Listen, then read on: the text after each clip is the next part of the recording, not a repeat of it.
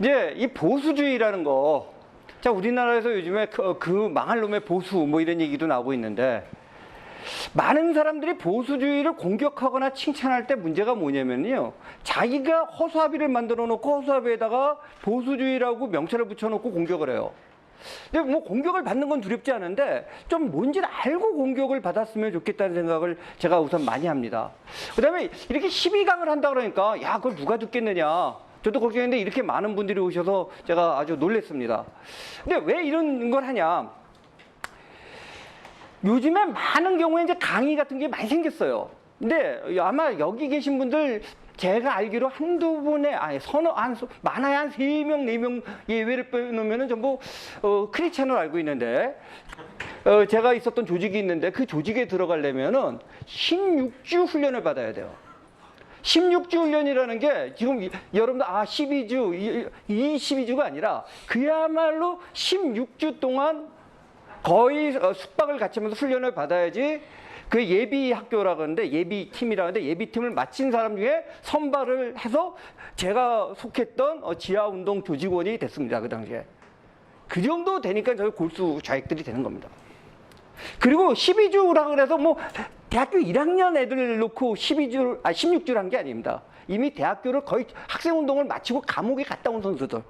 이제 나는 이제 나의 소명은 직업혁명가다라고 생각한 사람들 놓고 16주를 했습니다.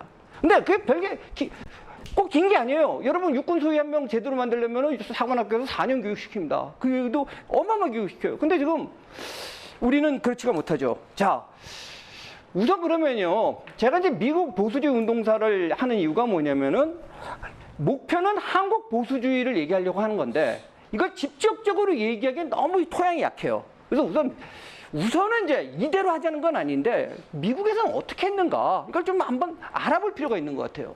그리고 이걸 통해서 개념을 좀 정확하게 정리했으면 좋겠습니다. 자, 우선요, 보다 여러분한테 미리 좀 공포를 주는 얘기도 하나 하면은요, 이 12강의 강의 수준은 원래 뭘 목표로 한 거냐면은 대학원 강의, 한 학기 강의분입니다.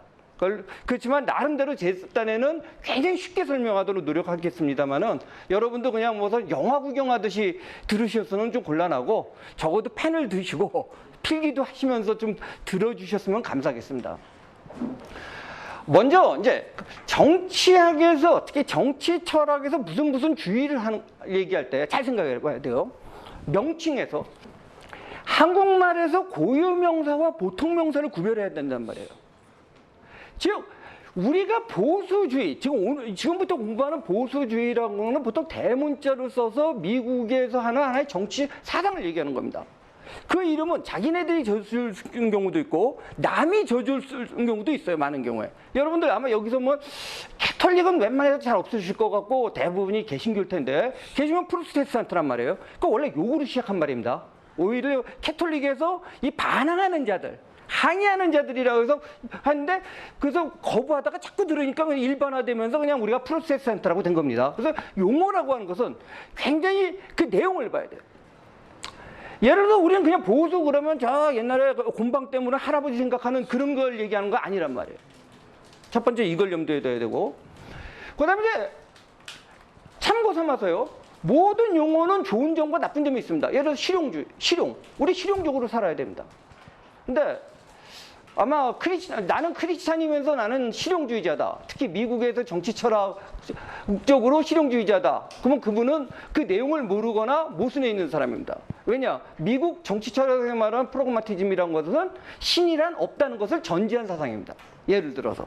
그래서 그 용어 하나만을 볼 것이 아니라 그 용어에 내포된 내용을 봐야 된답니다. 자, 그럼 보수주의라고 했을 때 그 이름이 우리 스스로 붙였던, 상대방에 의해서 붙였던 잠깐 뭔가를 컨설브, 뭔가를 지키겠다는 거예요. 그럼 뭘 지키겠다는 거냐라는 걸 봐야 됩니다. 자, 이 얘기를 하기 전에요, 얼마 전에 이제 벌써 요번에 행사도 대강 가고 뭐 진짜 조선민주주의인민공화국 국가 같은 것도 울려 퍼지는 우리의 뭐 행사가 있었는데, 전 6.25 전쟁 벌써 이제 70주년이 됐습니다.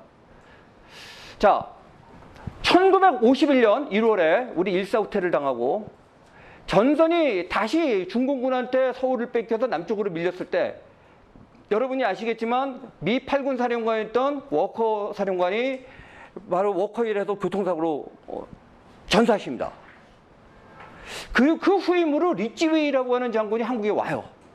리치웨이라는 것은 여러분 이제 아시는 분은 아시지만 아주 유명한 장군이죠. 공수부대 출신이고 2차 세계대전 때 바로 노르망디 때 여러분들 뭐 그 전쟁 영업을 공수부대 투하할 때 사단장이면서 직접 진짜 낙하산을 갖고 점프해갖고 전투를 벌인 사람이에요. 그래서 항상 별 4개를 달면서도 여기 수류탄을 꽂고 다니고 그러던 사람인데 이 사람이 이제 와서 보니까 작전이고 뭐고 간에 지금 뭐 미 8군이 그냥 뭐 오합지졸이 돼 있는 거예요. 그냥 뭐 자기네들이 어떻게 싸우는지도 모르고 왜 자꾸 미국 보내달라, 일본 가겠다, 아우성이에요.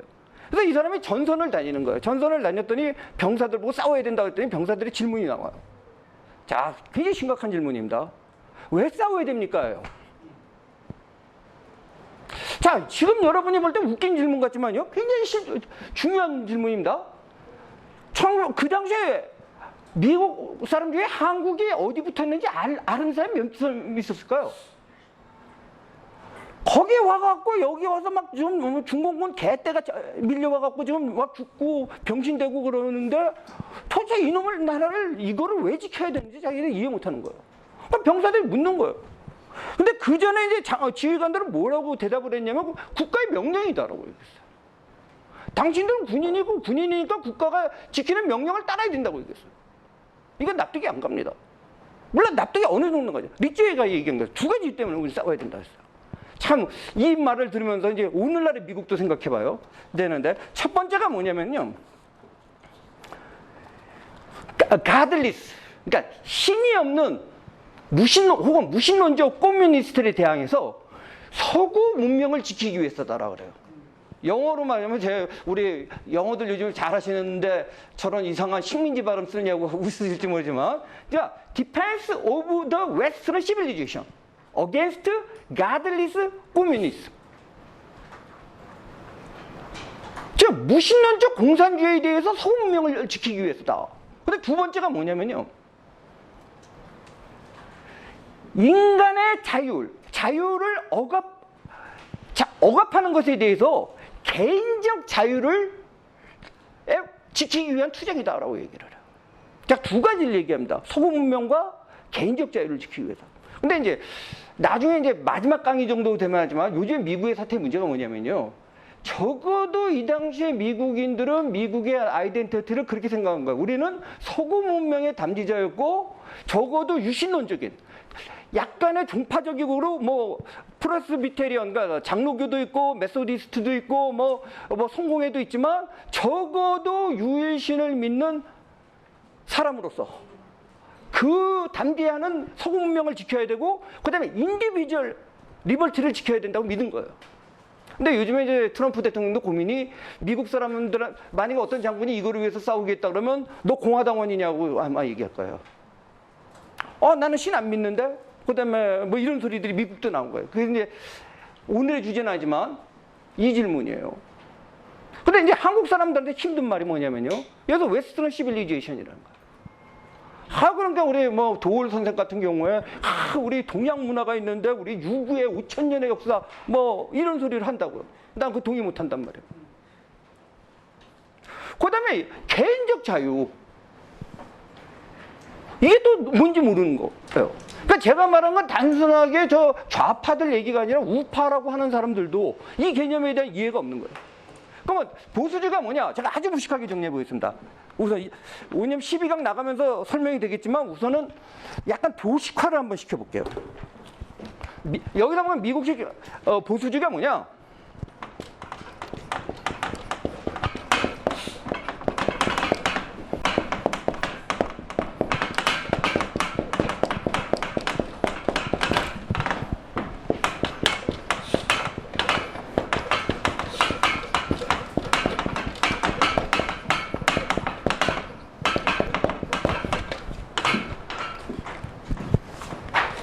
개인의 자유와 책임 그리고 공동체에 대한 헌신을 강조하고 주장하는 정치 철학 내지는 사상입니다.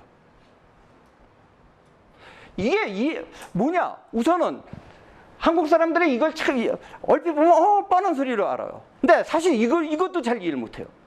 왜냐면요, 이거 차츰 설명한 게 이제 강의인데 개인이 뭔지를 이해를 못해요. 자유가 뭔지를 몰라.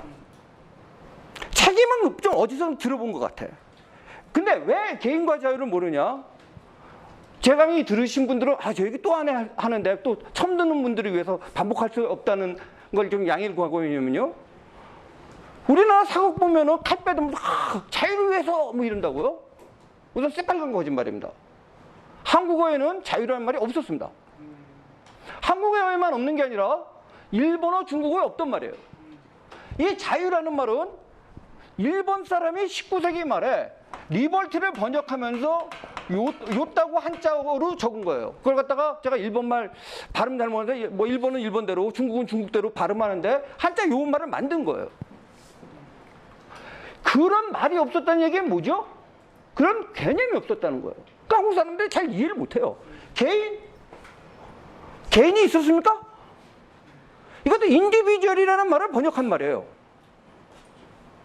더군다나 이 말이요, 요즘에 와서는 좀 많이 생기고 이제 됐어요. 이제 가전이 아니라 개전이 돼버리고 개인이 생겼어요. 그냥 좀 웃으시지만, 특히 죄송한 말이지만 제가 강의할 때 많이 쓰는 말 중에 하나인데, 저랑 굉장히 오래된 친구인데도 오히려 처녀 때 그 친구의 와이프 이름을 알았는데 결혼하고 한참 지나니까 그 와이프 이름을 모르겠는 거야.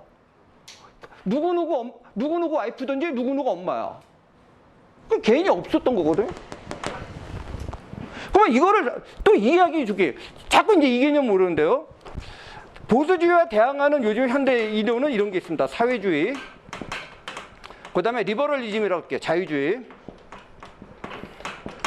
그 다음에 리버테리안이즘,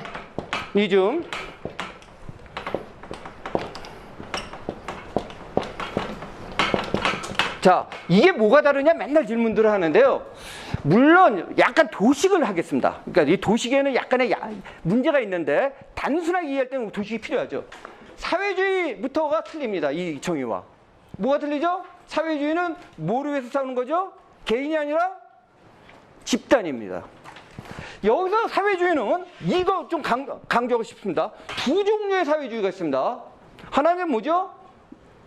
우리가 흔히 아는 사이언티픽 소셜리즘이라고 하는 거, 흔히 말해서 막스주의죠. 뭐 공산주의로 번역하고 이제 나중에 정하지만, 왜냐하면 칼 막스가 스스로를 과학적이다 그래갖고 이 소리를 해요. 여기서는 집단 중에 어느 집단을 강조하는 거죠? 계급을 강조하는 겁니다. 그 다음에 요거를 제가 강조하고 싶은데, 내셔널 혹은 내셔널리스틱 소셜리즘이 있어요. 이건 뭐를 강조하는 거죠? 네이션을 강조하는 거예요. 이게 어떤 사상이죠? 나치즘, 파시즘. 여기서 네이션이라는 개념을 잘 알아셔야 되는데 한국 사람들이 이것도 좀 헷갈려요. 일본 사람들이 네이션을 갖다가 민족이라고 번역을 해놔갖고 이제 골이 아픈 건데, 우리나라에서 네이션을 갖다가 누구한테 보면 민족이라고도 하고 누구는 국가라고도 하고 뭐, 근데 정하면 국가도 아니고 민족도 아니고 상황에 따라 맞춰 번역할 수밖에 없는데, 왜 그래요? 우리는 일반 사람들이 네이션을 민족이라고 그러면 혈통과 언어에 따른 걸로 치는데, 혈통과 언어에 따른 건 네이션이 아닙니다. 뭐죠? 에스닉이에요, 에스닉. 만약에 그게 네이션이면 여러분들 미국 대통령 연두교서 들어보시면 알지만 맨날 아메리칸 네이션은 어쩌고 저쩌고 해요. 그러면 미국인들이 뭐 혈통과 그게 다 같아요? 아니에요. 네이션은 오늘은 아니고 나중에 또 설명할 게가 따로 있는데요. 네이션 자체가 정치적 결사죠. 어쨌든 사회주의는 두 종류가 있다, 크게. 우리는 이것만 사회주의로 아는데 이것도 사회주의다. 흔히 말해서 998하고 물리면서 저 좌파들이 욕을 하지만 히틀러 자체가 사회주의다. 그래서 자기네들 자체가, 제가 독일어 발음 못하는데 내셔널 소셜리즘이라고 한 거예요. 나치당의 플레임이 그거죠? 그래서 그걸 갖다가 일본 친구들 국가사회주의라고 번역했는데, 나치야 날 뭐 이렇게 나가는 겁니다. 이해 안 되신 분 여기까지 얘기한 거죠. 자, 바로 이거예요. 이 정의를 보면 아주 단순하게 설명이 돼요. 사회주의는 애초에 뒤를 설명할 필요 없어. 뭐 집단, 민족이든 계급의 뭐를 위해서 어쩌고저쩌고 나가는 거예요. 그게 소셜리즘이에요.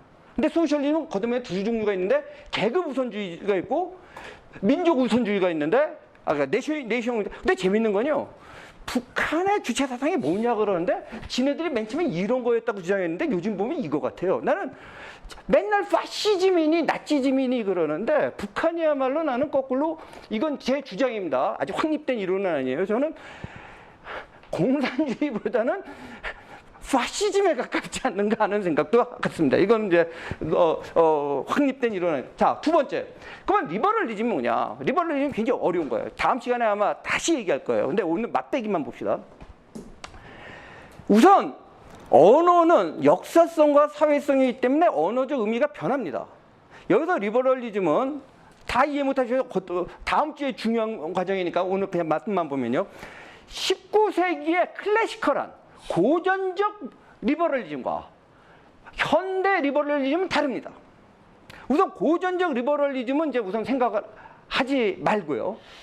현대 리버럴리즘, 특히 미국에서 리버럴리즘이라고 쓰는 말, 리버럴이라고 하는 말, 우선 여기 한정시켜서 얘기하겠습니다. 그게 고전적 리버럴리즘과 현대 리버럴리즘의 관계에 대해서는 다음 주에 제가 아주 자세히 설명을 할 거예요. 중요한 얘기들. 이거는 대충 뭐냐면은 경제는 국가가 개입을 하는데 사회 문제는 지멋대로 내버려두라는 논리인데 얘네들 주장은 여기까지는 비슷해요. 개인의 자유까지는 비슷하게 가. 어디서 달라지죠? 책임은 의미 없어. 책임이 없다 보니까 어떻게 되냐면 말로는 개인의 자유를 얘기하는데 개인의 자유를 마음껏 누리는데 책임을 안 지면 누가 책임져 달라는 거죠? 국가가 책임져 달라는 거야. 그래서 얘네들은 개인을 얘기하지만 결국은 집단주의로 다시 회귀돼요. 많은 경우에. 이거 묘한 뉘앙스는 다음 주에 다시 한번 설명할 겁니다. 아시겠습니까? 뭔 얘기하는지? 예를 들어 그래요. 여기 또 젊은 여성들분들 제 말 끝까지 듣고 해고 일부만 인용 안 했으면 좋겠는데요. 자, 육아 정말 힘들어요. 뭐 제가 직접 안 했지만 옆에서 제 와이프 하는 거 봐도 힘들다는 거 느껴져요. 근데 힘든 문제하고 그래서 육아를 다 국가가 책임져 달라는 문제하고는 다른 문제예요. 근데 거꾸로 생각해봐요. 나도 힘든 내 자식을 내가 기르는 것도 힘든데 국가가 어떻게 내 자식을 길러줘요? 그거 정말 착각이거든요. 그래서 개인의 자유화하다가 애 기르는 육아는 책임을 안 맡으려고 하면서 국가한테 떠맡기면서 결국 집단주의로 가요. 그 다음 리버테리아니즘 뭐냐? 이게 이제 우리나라에서 이제 자유기업원 같은 데서 자기네들이 자유주의자라고 할 때는 대부분의 경우 요구기업원보다 이 개념일 가능성이 높습니다. 아니면 이 중간에 어디를 얘기하는 경우가 많은데 이게 왜냐면 고전적 리버럴리즘 이 개념을 갖다가 이 좌파적 개념으로 점령당하니까 진짜 원래 고전적 리버럴리즘의 전통을 이어받으면서 자유를 주장한 주장이에요. 여기는 여기까지는 같이 가요. 개인의 자유와 책임까지. 리버테리아니즘은 뭐냐? 이것도 이게 이제 요 주제가 다음 주지만 간단히 얘기해서 여러분이 아주 무식하게 제가 설명하면요. 간섭하지 마. 전봇대로 이빨을 쑤시던 요강에서 헤엄을 치던 내가 알아서 할 거야. 대신 이 사람들은 이 사람들보다 훨씬 장점이 있어요. 대신 책임도 내가 질 거야. 왜 내 인생을 네 국가가 아니 오늘 얘기할 텐데 무시무시한 소리가 정치인이나 국가가 여러분들 행복을 준다는 얘기입니다. 그거 완전 사기극입니다. 조금 이따가 다시 얘기하는데 어떻게 국가나 정치인이 여러분들 행복을 줍니까? 잠깐 행복 내가 알아서 할 거야. 그런데 이들 같은 경우에는 또 극단으로 가면 뭘로 가죠? 무정부주의까지 갑니다.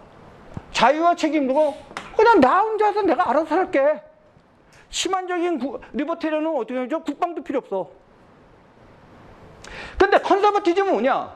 리버테리언과 그래서 굉장히 유사한 게 많아요. 지금 보면은 미국에서 정치적인 대립은 대충 이 둘이 편먹고 이 둘이 편먹고 싸우는 경향이에요. 사실은 내부적으로는 좀 갈등이 있지만 물론 제가 말하는 건 도식이에요. 일단 첫날이니까 좀 도식으로 얘기하는 거 이해해 주셔야 해요, 여러분이. 이야기. 이렇게 편먹고 이렇게 편먹고 싸우는 경우가 많아요. 우리나라도 지금 현재 그런 구도가 있고. 근데 컨서버티즘은 리버테리언이즘과 뭐가 다르냐면 공동체에 대한 헌신을 다시 얘기합니다. 여기서 공동체는 이것도 이제 나중에 진행하지만 크게 세 가지입니다. 뭘까요? 가족, 교회, 국가입니다. 물론 여기서 교회는 아마 여기는 아마 거의 다 크리스찬인 것 같은데, 그러니까 종교 공동체를 얘기한 겁니다. 그리고 그것이 굉장히 중요한 개념이다. 가족, 교회, 국가가 굉장히 중요하다. 이게 개인적 가치가 굉장히 중요하지만 그거 못지않게 이 공동체라는 게 아까 말한 추상적인 계급이라든지 추상적인 뭐 민족이라든지 있다 있게 아니라 구체적인 가족과 신앙 공동체 뭐 이런 거는 중요하다 뭐 이런 겁니다. 뭐 대충 이해하면 됩니다 오늘은. 그러면 다시 도식 하나 더 그려놓고 가겠습니다. 자, 요 네 가지를 정리해 봅시다. 아주 도식으로. 국가가 경제에 개입하느냐, 하는 거고, 국가가 도덕이나 사회 질서에 개입하느냐, 안 개입하느냐, 도식입니다. 사회주의는 개입합니까, 안 합니까? 개입합니다. 여기도 개입합니까, 개입 안 합니까? 개입해요. 특히 그래서 많은 경우에 사회주의는 뭐랑 동의어로 거의 가죠? 토탈리테리언이즘, 전체주의로 갈 가능성이 굉장히 높습니다. 리버럴리즘. 뭐 우리나라에서 이상하게 리버럴리즘 먼저 경제에 대해서는 개입한다 안 한다? 개입해야 된다고 믿습니다. 사회적인 이거는 개입한다 안 한다? 안 한다가 맞습니다. 그래서 진짜 이거죠. 그래서 경제는 국가가 해주고 육아는 국가가 다 책임져 주지만 내가 술 먹고 동성애하고 내가 뭐 지랄하는 거는 막지 마라. 이게 리버럴리즘입니다. 리버테리안이즘 뭐죠? 둘 다 개입하지 마라. 내가 마약을 하던. 자, 내 문제 내가 알아서 할게. 컨설버티즘 뭐죠? 경제는 개입하지 마라. 될 수 있으면. 물론 순수형은 없어요. 100% 개입 안 하고 그런 건 없어요. 근데 사회 질서 문제는 국가가 개입해야 된다. 특히 국방이라든지 이런 거 적극적으로 개입해야 되고, 경찰이라든지 질서 이런 거 적극적으로 개입해야 되고, 도덕 문제도 어느 정도는 국가가 개입할 수밖에 없다. 특히 도덕 문제에서 뭐냐? 특히 국가가 개입하는 도덕 문제가 뭐냐? 공동체를 유지하는 거. 공동체를 유지하는 것 중에서 뭐냐? 가족. 100번 양보해서 너네 둘이 좋아갖고 동성애를 하고 지내겠다. 개인의 자유 오케이. 거기까지 뭐 참겠다. 좋지는 않지만. 그렇지만 너네들이 그걸 갖다 결혼으로 등록하겠다. 이건 도저히 용납할 수 없다. 이게 컨설버티브입니다. 이해하셨습니까? 왜냐? 그것은 개인의 그걸 떠나서 그 공동체를 붕괴시키는 행위이기 때문에. 물론 도식입니다. 왜 도식을 얘기하냐면요. 맨날 이 질문을 해요. 여기 어떻게 다른 거예요? 어떻게 다른 거예요? 근데 요 도식을 또 이해해놓고 이렇게 살을 붙여나가면은 나머지가 이해가 또 잘 되는 것 같더라고요. 자, 오늘 이 도식에 대해서 이해 안 되시는 거. 그러니까 이겁니다. 보수주의는. 이거 외워버리십시오. 우리가 주장하는 보수주의는 이거예요. 다른 주장하는 보수주의는 저도 반대예요. 근데 우리는 다 섞여 있어요, 지금. 자, 그러면 이제 시간이 많지 않으니까요. 우리 진도를 나가보겠습니다. 자, 1페이지를, 1페이지가 아니라 여기서 2페이지가 되네. 2페이지를 보겠습니다. 그러면 아까 전에 무엇을 컨설브하느냐가 문제인데, 컨설버티즘은요 대체적으로 독자적으로 먼저 나온 적이 없습니다. 속된 말해서 컨설버티즘을 좋아하는 사람들은 그냥 편안하게 사는 사람들이에요. 근데 이 질서를 흔드는 놈들이 꼭 나와요. 예를 들어서 고전적인 컨설버티즘이 나온 거 에드먼드 버크죠. 이름 많이 들어보셨을 거고, 오늘 영국 얘기는 안 했지만 그것도 필요하다면 나중에 강의할 건데, 에드먼드 버크가 왜 나옵니까? 프랑스 혁명이라는 게 나온 거예요. 프랑스 혁명을 여기서 미화하는 얘기들로 또 많이 배우지만 어마어마한 사륙을 벌인 거예요. 진짜 우리나라가 프랑스 혁명을 굉장히 좋게만 배운 게 일제 영향입니다. 거꾸로. 일본에서 미국은 독립운동이라고 그러고 아메리칸 레볼루션이라 안 하고 프렌치 레볼루션인데, 프렌치 레볼루션에서 좋은 게 뭐가 있었어요? 자, 우리 노골적으로 얘기해 봅시다. 레미제라블 영화 보면 피가 끓죠. 바리케이트에서. 그게 이제 1930년 혁명 그린 건데, 그러니까 1930년 혁명 돼서 결국 어떻게 되죠? 왕창 죽죠? 그리고 소위 말하는 그들이 원하는 공화정이 시작됩니까? 1789년에 프랑스 대혁명 나서 어떻게 되죠? 로베스피에르 단두대에서 얼마를 죽여요? 자, 역사의 거창한 역사의 도도한 발전의 길에서 할 수 없는 불가피한 피해였다. 오케이. 만약에 진짜 그 다음에 자유민주주의라든지 뭐 이런 게 꼽혔으면 좀 약간 이해할 만해요. 꼽혔어요? 로베스피에르도 단두에서 죽었습니다. 반동이 일어납니다. 그 나폴레옹이라도 온 세계에 휩쓸면서 전쟁이에요. 깨지죠? 프랑스 부르보 왕조가 다시 들어오죠? 부르보 왕조가 다시 들어오니까 1830년에 다시 혁명한다고 해서 그 노래, 그 아주 노래 좋죠. 레 미제라블 그 노래 부르면서 바리게이트 어린애가 나와서 총 맞아 죽는단 말이에요. 제가 이 말 잘못하면은 욕먹는데 개 죽음 아니에요? 그래서 뭘 얻었는데? 그래서 1948년 다시 혁명이에요. 그때 혁명할 때 뭐예요? 바로 그 여러분이 아는 유명한 공산당 선언이 나옵니다. 공산주의 혁명한다고. 그래서 또 돼요? 그래서 1871년에 파리 꼬민이라는 거 합니다. 그래서 일종의 공산주의 잠깐 실험 모델을 잠깐 해요. 대학살로 끝나고 죽이고 죽고 온갖 해요. 그래서 프랑스가 스스로 민주주의 했어요? 나치한테 점령당하고 레지스탕스가 나치 몰아냈어요? 레지스탕스의 상징적인 거를 무시하는 건 아니에요? 영미연합군이 노르망디 상륙해서 해방한 겁니다. 그리고 그 이후에 민주주의를 한 겁니다. 반면에 시간 나면 하겠지만 미국과 영국은 그런 과정 안 거쳐요. 근데 미국과 영국 혁명은 뭐 대수스럽지 않은 것처럼 얘기하고 프랑스는 대단하게 얘기해요. 좀 드라마적인 요소가 있는 건 사실인데 그 드라마적인 요소가 꼭 좋은 거 아닙니다. 여러분들 드라마적인 요소 좋아하시는 분 있으면요, 혹시 연애할 땐 좋은데 결혼한 다음에 드라마적인 요소 있으면은요 어떤 얘기들인가 여러분 가만히 생각해 보세요. 네? 큰일 나는 얘기들입니다. 잠깐. 자, 그 다음에 이제 미국은 그럼 왜 컨서버티즘이 나왔느냐? 두 가지를 컨설버하겠다고 나온 겁니다. 첫 번째는 뭐냐면요, 미국의 아메리카 파운딩 파더들, 건국의 원칙, 그 건국의 원칙을 컨설버하겠다. 이게 흔들리기 시작한 거예요. 언제 왜 흔들리기 시작했는지는 이제 강의를 들으면서 아실 거고, 그 원칙이 뭐냐? 여기 써놨죠? 기독교적인 유산입니다. 기독교적 유산이라는 게 단순히 신앙적인 유산만을 얘기하는 건 아니에요. 제가 좀 거칠은 표현 쓰는 거 용서해 주십시오. 제가 교회에서는 안 하는데, 일부 신앙을 하는 걸 보면은요, 하나님을 믿는 게 아니라 알라딘의 램프에 나오는 지니를 하나 들고 다니는 거를 하나님을 믿는다고 착각을 해요. 하나님이 진짜 어떤 분인가에 대해서 알려고 하는 것이 아니라 이렇게 들고 다니다 이렇게 문지르면 지니가 펑 나오잖아요. 그 소원 들어주는. 좀 표현이 거친 건 좀 이해해 주십시오. 그냥 그런 전통을 얘기한 게 아니라 유일신 사상 속에서 절대적인 가치가 있다는 거. 그리고 절대적인 가치가 뭔지에 대해서 이제 오늘은 얘기하지 않고 이제 나중에 설명할 텐데, 대충 그 모세가 시내산에서 계시를 받은 것부터 나오는 그 전통을 얘기합니다. 인간의 자유라든지 존엄성. 약간 맛배기 정도만 얘기를 하면요, 인간이 왜 존엄하죠?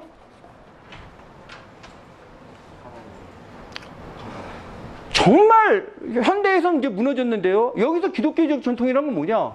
아주 심플하게 얘기합니다. 인간은 하나님의 형상에 맞춰서 지었기 때문에 존엄합니다. 그렇지 않고 정확하게 순수 유물론적 관점이라든지 진화론적 관점에 가면 굳이 인간이 왜 존엄한데요? 좀 뭐 약간 진화가 더 된 원숭이? 뭐 아메바? 그 사람이 사람을 죽이면 안 되는 이유조차도 사실 설명하기 어렵습니다. 이건 오늘에 이제 계속 얘기해 나갈 문제인데. 그래서 휴머니즘 자체가, 너 사실은 서구 휴머니즘도 원뿌리는 기독교 정신이 없어서 안 나와. 인간이 존엄하다는 생각 자체가, 그다음 인간이 평등하다는 생각. 인간이 왜 평등한데요? 원래 평등했어요?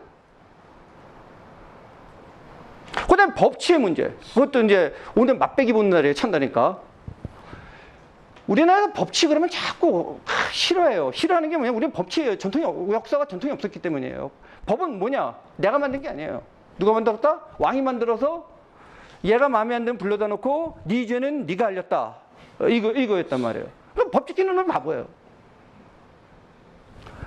자, 여기서 혹시 교회 안 다니셔도 그 얘기는 다 아시죠? 그 예를 들어서 다윗이 밧세바라고 있는 여인이랑 이렇게 눈 맞아갖고 이렇게 난리 부르스를 치는 사건. 만약에 중국 황제가 그랬다고 칩시다. 무슨 일이 일어났을까요? 아무도 없죠, 뭐. 황제가 좀 예쁜 여자 데리고 잤다고 그러더니, 뭔 일이, 큰 소리인데.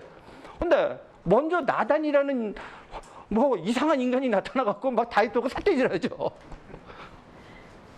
왜냐? 거기서 법은 누가 만드는 거죠? 하나님의 법이에요. 그 법은 누구도 지켜야 되는 거죠? 왕도 지켜야 되는 거예요. 거꾸로 왕도 지켜야 되는 게 아니라요. 기독교 전통 속에서 나온 거예요. 정하면 유대 기독교 전통에서 법치라는 것은 약한 사람 보고 지키라는 것보다는 강한 사람도 지켜야 된다는 법이에요. 왕이 마음대로 하지 못하는 거예요. 나중에 마그나 카르트 대헌장의 정신이 뭐예요? 왕이 마음대로 세금 걷지 못한다. 그 정신 나온 거예요. 잠깐 이런 것도 오늘 맛배기입니다. 약간 이해 안 돼도 좀 넘어가 주세요, 오늘은. 그 다음에 거기서 나오는 잉글리시 커먼노의 전통. 여러분, 요건 나중에 또 이제 법치 얘기하면 합니다. 그 다음에 이제 가장 중요한 웨스턴 시빌리제이션의 문제입니다. 자, 제가 심한 얘기를 하면요. 이게 이제 한국의 문제인데, 한국이 사실은 고려 불교 국가였다가 유교 국가가 됐다가 이 유교 국가가 특히 유교도 그냥 유교가 아니라 아주 골 때리는 성리학 국가였다가 이게 망해버렸습니다. 누구는 일본이 뺏었다고 하는데 이런 거 찍을 때 나중에 좀 삭제해 주세요. 망한 게 일본이 잡아먹은 게 아니라요. 제가 볼 때 그냥 혼자 죽었어요. 그러다가 일본이 주워간 거예요. 사실은. 그 사이에서 지금 두 개의 시빌리제이션을 놓은 싸움이 벌어진 거예요. 하나가 뭐냐면은 이 유물론적 바탕에 공산주의적 시빌리제이션과 하나는 서구에서 온 기독교적 웨스트런 시빌리제이션과의 싸움이 붙은 거예요. 이 얘기는 오늘 역시 이해가 안 되면 그냥 넘어가고 나중에 차분히 하겠습니다. 그러다가 이제 그래서 두 개 국가가 만들어진 거예요. 그래서 저쪽은 더군다나 유물론적인 그 공산주의 세계관이라고 하는 것은 사실 유교 성리학적 전통과 굉장히 일치하는 점이 많습니다. 사실 유교 성리학이라는 데서가 과학적 사회주의는 아니지만 사실상 농민사회주의, 농촌사회주의적 요소예요. 그래서 저들은 조선으로 간 거예요. 다만 이시조선이었던 게 김씨조선으로 바뀐 겁니다. 반면에 이쪽은 공화국을 만듭니다. 근데 사실은 그 당시에 대부분의 민중들은, 대부분의 국민은 사실 그게 뭐가 뭔지 잘 몰랐어요. 사실 알기도 힘들었고. 근데 전쟁이 난 거예요. 사실 이제 우리가 왜 반공이 중심이냐, 반공은 낡았다 그러는데요. 반공으로 뭉칠 수밖에 없어서 한계예요. 그 다음에 반공이 또 굉장히 중요하다는 걸 알아야 되는 게, 사실 여러분도 이 어려운 이런 얘기하면 아유 저거 무슨 정치학자 뭐 이상한 소리 한다고 할 텐데 진짜 일반 사람은 무슨 관심이 있습니다. 또 역설적으로 이런 걸 지금 제가 여기서 강의라고 여러분이 다 이렇게 공부하는 것 자체가 꼭 아름다운 모습이 아닐 수도 있다는 생각이에요. 오히려 우리 정치를 모른다, 뭐 대통령이 누군지도 모른다, 이런 사회가 좋은 사회인지도 몰라요. 근데 왜 그렇게 됐어요? 우리가 누가 정치 반공을 각성시켰어요? 정부가 프로파간다해서? 빨갱이 내들이 내와서 만행을 부린 거예요. 그 뭔지 모르죠. 저 새끼들은 아니다. 그래서 생존적인 본능으로 하면서 반공이 나온 거예요. 그런데 거기까지는 좋았는데 이런 서구 문명적인 자유민주주의에 대한 가치라든지 이런 거에 대한 거를 설득했는데 실패했어요. 그게 오늘날 대한민국의 모습이에요. 특히 우리가 이제 박정희 대통령이 어마어마하게 좀 훌륭한 분이라는 찬성을 하지만 박정희 대통령의 한계가 그거였거든요. 빵을 만들었는데 인간은 빵만으로 살지 않습니다. 성경 구절에도 나오죠. 마태복음에. 근데 빵을 만드는데 사기꾼이 있죠. 사탄이 뭐라 그러죠? 돌덩이를 보면서 빵을 만들려고 그래요. 근데 공산주의는 뭐냐? 이것도 시간 남아있지만 그래 내가 돌로 빵을 만든다고 선전하는 놈들이에요. 그 돌로 빵을 만드는 빵이 안 되죠. 근데 그런데 박정희는 진짜 빵을 만들었어요. 그 점에서 위대한데 인간은 빵만으로 살지 않습니다. 그러면서 정치 권력과 경제 권력은 가져왔는데 사회, 문화, 이념적 권력을 뺏겨버렸어요. 왜냐? 우리나라의 정통적인 주류는 누구였냐? 웨스트런 시빌리제이션에 온 세력이 아니라 정통적인 유학 세력이었어요. 유학자, 성약 세력이었어요. 야, 이 얘기는 오늘 주제가 그냥 너무 옆으로 가서 진도 좀 나가보겠습니다. 그래서 우리의 보수주의를 주장한, 적어도 기독교 보수주의를 주장하는 사람들의 주장은 뭐냐? 우리는 웨스트런 시빌리제이션을 받아들인다. 물론 여기서 웨스턴 시빌리제이션은 거는 미국의 날라리 문화를 얘기하는 게 아니에요. 정통적인 그 기독교, 유대교 기독교에서 나오는 조금 뒤에 다시 보강 설명 좀 하겠습니다. 하는 거예요. 근데 두 번째, 미국에서도 이제 이런 흐름이 나온 게요. 파운딩 파더들 건국하고 잘 살고 있었어요. 근데 잠깐, 원인과 결과에 대해서는 이제 오늘 시간이 한정돼서 못하지만, 루즈벨트라는 사람이 집권했단 말이에요. 1930년. 루즈벨트가 하면서 여러분들 뉴딜이라는 거래요. 지금 문 대통령 각각께서도 뉴딜 하신다고 하는데, 근데 또 재밌는 거는 대부분의 뉴딜은 굉장히 훌륭한 걸로 배웠어요. 오늘 시간이 역시 없어서 이 얘기 자세히 못했지만요, 뉴딜로 한 경제 효과는 없다는 것이 지금 거의 바보가 아닌 경제학자들은 다 동의하는 겁니다. 옛날에 386 시절에 공부해놓고 공부 안 한 거 말고 최근에 와서 심지어 좌파학자들도 그 지점은 동의합니다. 실증적으로 증명이 되고 있기 때문에. 여기에 대한 이제 반발이 생기면서 미국에서 반발하는 세 가지 그룹이 형성됩니다.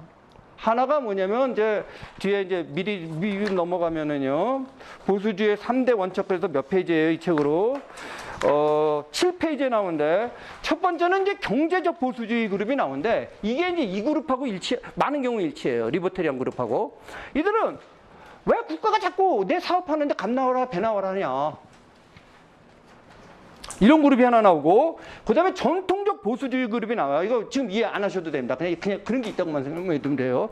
아까 말 에드먼드 버크적인 사고로는 이러한 그룹이 나타나고, 그 다음에 반공적 보수주의, 이런 세력들이 나타나면서 뭔가 루즈벨트 이후에 변화되고 있는, 미국에서 붕괴되고 있는 사실에 분기하면서 하는 그룹들이 생겨나가면서, 이 그룹들이 나중에 뭉쳐지고 조합되고 단일한 사상으로 굳혀지면서 이게 미국 현대 보수주의가 됩니다. 오늘 그런데 자, 다시 2페이지로 가봅시다. 미국이 자꾸 미국의 예외주의 그러는데, 여기에 대해서는 굉장히 논란이 많고, 여기 국제정치 관심이 있으신 분들은 아메리칸 익셉셔널리즘에 대해서 좀 들어보셨을 거예요. 근데 여기서 우리 보수주의와 관련된 것만 몇 가지만 짚고 넘어가겠습니다. 첫 번째가 뭐냐면, 미국은 밸류와 이념으로 만들어진 국가라는 거예요. 이게 참 신기한 나라인데, 밸류와 이념으로 만들어진 국가가 미국 말고 또 있었습니다. 사실은. 어디죠? 아니죠. 이스라엘은, 시오니즘은 유대인이라고 하는 혈통적인 요소가 있습니다. 소련이에요. 소련이 USSR이에요. 자, 이 나라 이름 되게 이상한 나라 이름입니다. 옛날에 보면. 어느 나라든 나라 이름을 보면 지리적인 명칭이나 민족 명칭, 에스닉 명칭이 나와요. 뭐가 있죠? 유니온, 사회주의 소비에트 공화국이에요. 사회주의 소비에트 공화국 연합이에요. 소련이라는 나라가, 우리가 소련의 약칭으로 써서 그런데, 소련의 나라는 무시무시한 이름입니다. 민족이나 지리명이 없어요, 저거는. 소비에트 사회주의에 동의하는 공화국들의 연합인 거예요. 즉, 다시 말해서 우리도 소련이 될 수가 있는 겁니다. 카자흐스탄만 소련이 될 수 있는 게 아니에요. 근데 붕괴됐죠. 물론 이제 순수 2년만으로 만들어줄 수는 없어요. 그래서 제가 3페이지에 써놨는데, 마가렛 대처라고 기억하실 겁니다. 그러면 이제 나중에 또 미리 아시는 분 아시지만 미리 얘기하면, 현대 지금 제가 강의하는 보수주의를 정치적으로 실현한 가장 위대한 사람이 두 명 있는데, 하나가 미국의 로널드 레이건이고, 그 다음에 영국의 마가렛 태처입니다. 태처가 한 말입니다. 영국 그대로 외죠. America is more than a nation or state, a superpower. It is, 이거 띄어쓰기가 안 됐네요. on 아이디어입니다. 이거 띄어쓰기 잘못된 겁니다. 나도 이게 뭐야, 뭔 소리야 그랬어요. 하나의 아이디어다. 물론 이제 여기에 대한 또 논란이 많습니다. 미국도 그 네이션적인 요소가 없느냐. 그래서 요즘에 이제 굉장히 이제 라이트 문제라든지 그 내셔널리즘 문제가 있어요. 이제 그거는 역시 오늘은 그냥 큰 줄길 잡는 거니까 그렇게만 하고 저 뒤에 가면 시간 나면 그 문제도 다시 다뤄볼 겁니다. 그래서 근데 두 번째, 미국 독립선언에 대한 세 가지 원칙은 모든 인간은 평등하다. 근데 제가 영어를 자꾸 쓰는 이유가 있어요. 어디 가나. 이게 한국말을 잘 못해서 그래요. 한국말을 잘 못해서라는 게 뭐냐면요. 한국말로 번역했을 때 나오는 의미와 어감차가 어마어마하게 다릅니다.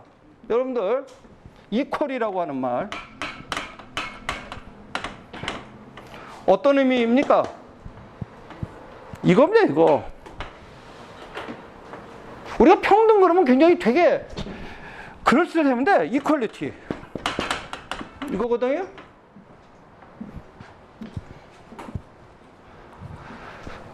좀 지나가는 말로요. 평등하지만, 여기서 평등은 어떤 평등이죠? 미국 보수주의 평등은 나중에 또 나오겠지만, 두 가지 평등입니다. 뭐죠? 신합회 평등. 그다음에 법앞회 평등입니다. 그리고 시외의 평등을 좀 줄 수 있다고 보는데, 진짜 평등은 못 한다는 게 우리 얘기입니다. 진짜 평등이 안 되는 게, 요즘에 인기, 남자 배우가 누구죠, 요즘에? 잘생긴 사람 누구예요? 옛날에 장동건 그랬는데. 정동원. 그러면 제가 질문할게요. 이 세상 남자들 전부 정동원처럼 생기면 좋아요? 아니죠. 아마 끔찍할 거예요. 요즘에 누가 미녀 배우입니까? 뭐라고? 그래 관심 없나? 하여튼간에 전부 똑같다고 생각해봐요. 아마 절대 하고 싶을 겁니다. 왜 다른 속에서 뭐 좀 예쁘기도 하고 개성도 있고 그런 거지. 바로 이제 이런 문제. 그 다음에 뒤에 이제 3번, 2번, 3번 읽어보시면 되는데, 여기서 피플이 뭐냐? 이것도 이제 굉장히 철학적인 문제인데, 이 얘기만 좀 하나 영어 성어 봅시다. 미국식인 민주주의를 하려면은요, 피플이 주인이 돼야 되는데, 여기서 피플이라고 하는 것은 여기 뭐라고 썼죠? Our Constitution, 우리 헌법은 무엇에 의해서만 만들어진 거죠? 모랄하고 도덕적이고 릴리지어스 피플에 의해서만 만들어진다. 뭐 이런 문제를 좀 한번 생각해 보고 갑시다.